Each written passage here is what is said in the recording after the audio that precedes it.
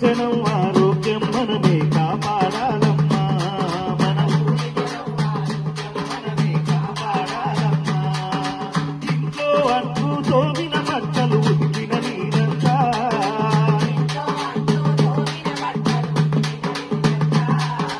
ఇంకుడు గుంతల ఇంకే ఖర్చు చెయ్యాలోయమ్మా.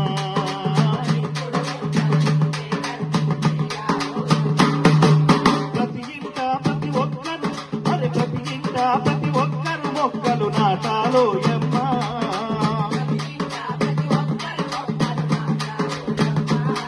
అరే ఇంటింట ప్రతి ఒక్కరు మొక్కలు నాటాలోయమ్మా.